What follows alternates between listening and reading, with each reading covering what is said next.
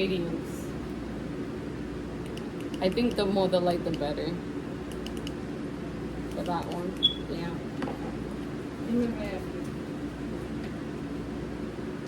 I bounce off. It looks good. It looks good. Okay. So we're just gonna. I'm just gonna start asking you guys this. Like, what do you guys know about the history of DR? Like, do you know anything at all? You don't know anything. But you went to school in DR. Yeah, so I know a little bit.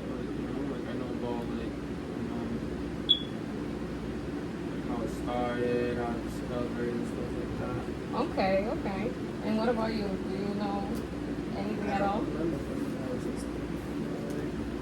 Okay, that's fine.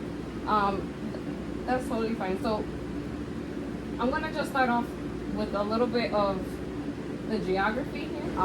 Just yeah, me neither. Like I like the basics, like I know, right? Island, St. Lucia. Oh, really? Look at all of these. There's Barbados. So there's Curacao.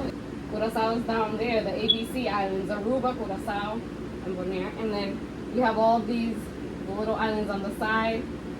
San Juan, Puerto Rico, Santo Domingo, Puerto Prince, Jamaica, and Cuba. I did not realize how close these people are. You can swim. You can swim there. Like, literally, you can swim there. Like, so these little islands on top, they play a big role too.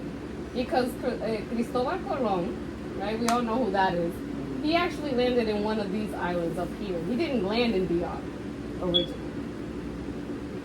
Pero mucha gente piensa that he did, that he landed in the Dominican Republic. He didn't. He landed in an island called San Salvador, which is up here in this area. He was an Italian explorer that at this time when he was exploring, Portugal was like the big boy of exploration in the Atlantic. And they had already colonized, if you see in the map, the Azores and Madeira. So Portugal was already, you know, they were pushing the limits. They were going out there, even though they weren't sure of what was out there. They were still, you know, trying to see what was over there. And something interesting is that they did this because the Pope at the time encouraged explorers to spread Catholicism. That was the whole point. Make everybody a Catholic. Eso era lo que yo quería, que se hicieran todos católicos. So they would give them incentives. One of the incentives was called an indulgence. You guys know what that is? Indulgence. It was the belief that the Pope could forgive your sins. so you wouldn't go to hell. So the Pope was like, you know, the more lands you conquer and make people Catholic, more sins you're gonna be forgiven.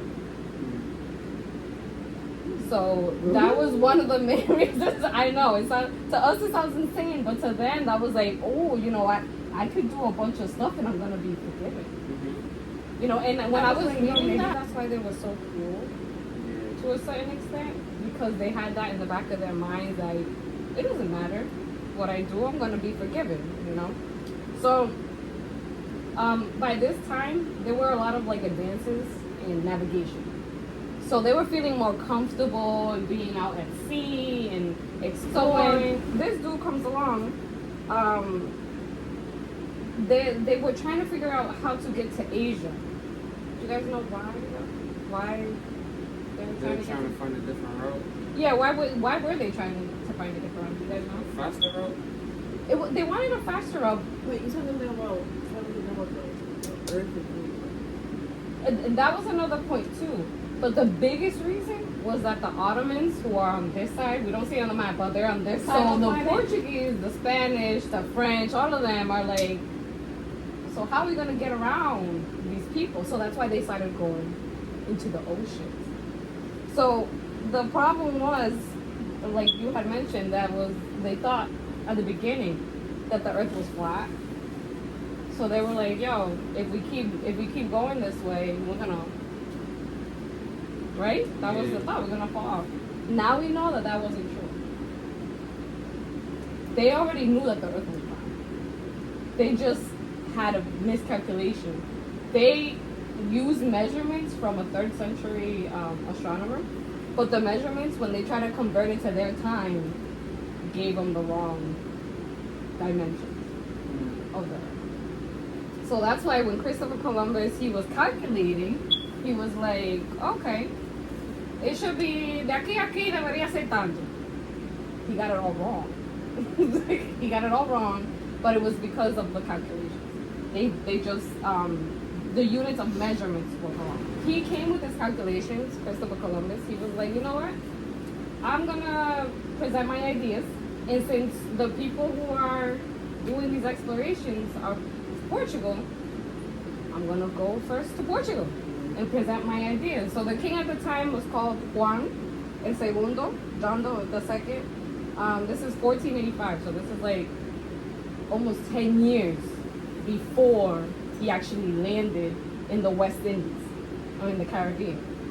So he went, he presented his ideas to Juan. He's like, Juan, mira, I have this idea, I want to go explore. I need 3 ships. I need them supplied, and I want a year in exploration to the west in order to find Asia. And John's like, no. What you giving me? Yeah, he's like, cool, but I'm not financing.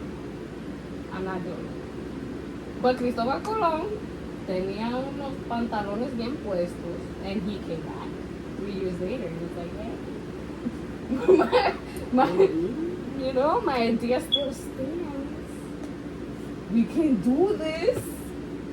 And John and his advisors are like, nah, man, like, I do not want to finance your journey. Goodbye. So he was like, okay, I'm in.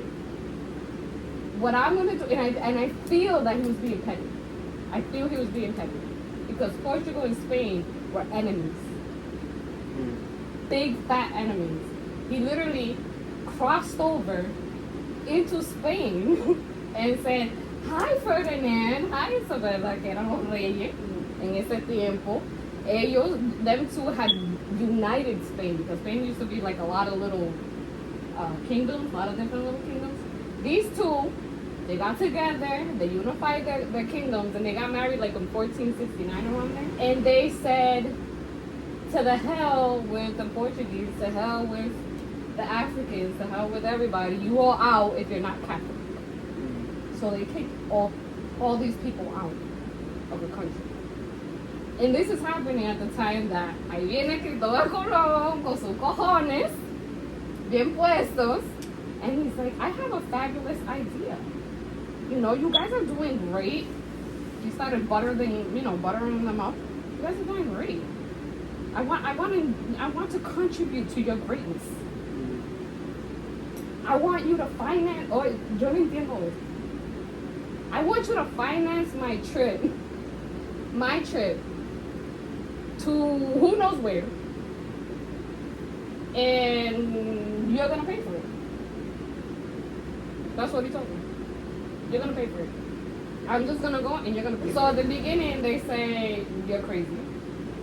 No, we're not financing anything. Pero Isabella, who was very astute, she could tell that he was serious. And she's like, this little man is going to offer his services to somebody else. And what if he discovers something amazing? And we gave that up. I was you probably went up to them and was like, yo, first you do is give me this much. Yeah. And if I find something, it's going to belong to them. But you can do. Give me a little more. Right. Whatever I find, it's going to be for you. You can say that. Exactly. And you know what this dude did? You know what this dude did? Look what this dude did. He says, I want you to give me 3 ships fully loaded with sailors and everything, all my resources. The title of Admiral of the Ocean. The title of Viceroy of any new lands I find. And 10% of all the profits I find in this new land. I want you to give that all to me.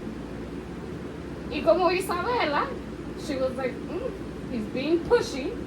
She's like, okay, that's fine. the only thing you have to give us are the lands. Like, the lands have to belong to the Spanish crown. And he said, fine. You got a deal?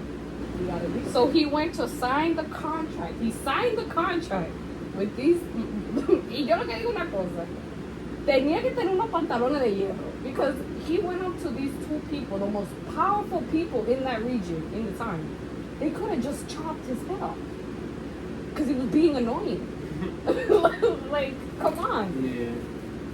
And they, mira, y para acabar de juntar, they even offered him, they told him, yo, don't go on this trip.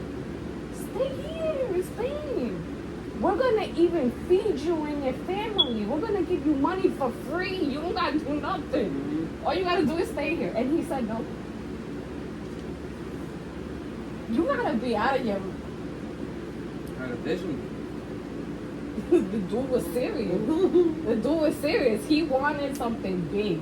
Man wanted so in the end, they signed the contract in the city of Córdoba in April of 1492.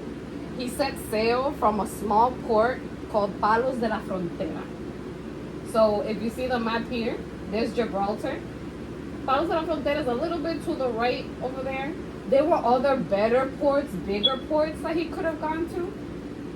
What historians say is that because all the Muslims and all the Jews were like running out, he was like, let me go to this little tiny port where I'm not going to be bothered. Mm-hmm. So he went from there. Got his 3 ships, los tres barcos famosos, La Niña, La Pinta, y La Santa Maria. Even though that wasn't originally the names of the ships, they were named mostly from the families that he got them from. So the crown didn't actually supply him with the stuff. They got other families, other nobility to supply him with the stuff.